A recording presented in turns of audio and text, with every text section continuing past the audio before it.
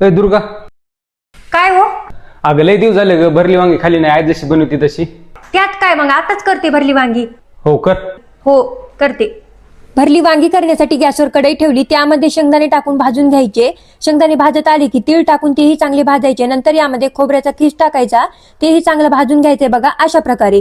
नंतर आता थंड करून मिक्सरच्या भांड्यात टाकायचं. लसूण, अद्रक, कोथिंबीर, कढीपत्ता टाकून वाटण करून घ्यायचं. जास्त बारीक करू नका, असं जाडसर ठेवा. नंतर यामध्ये बारीक चिरलेला कांदा लसूण मसाला, लाल तिखट, गरम मसाला, धना पावडर, हळद पावडर टाकून चवीप्रमाणे मीठ टाकून सर्व मसाले चांगले मिक्स करून घ्यायचे. आता इथं पाव किलो वांगे घेतलेत, कवळे घ्यायचे म्हणजे भाजीला खूप मस्त चव येते. वांगे कट करून पाण्यात टाकायचे, पाण्यातून बाहेर काढायचे आणि यामध्ये केलेला मसाला चांगला दाबून भरून घ्यायचा आहे बघा अशा प्रकारे. आता फोडणीसाठी गॅसवर कढई ठेवली, तेल घालायचं. तेल गरम झालं की जिरे, मोहरी, मसाला भरलेले वांगे टाकायचे. वरून राहिलेला मसाला टाकायचा, चांगलं मिक्स करून घ्यायचं. आता यामध्ये गरम पाणीच वापरायचं म्हणजे खूप मस्त चव येते वांग्याला. चांगलं मिक्स करून घ्यायचं, झाकून याला शिजून घ्यायचं. मस्त असं आपलं भरलं वांग तयार आहे. वरून बारीक चिरलेली कोथिंबीर टाकायची. खूप मस्त चवीला अप्रतिम लागतं. नक्की या पद्धतीने भरलं वांग करून बघा.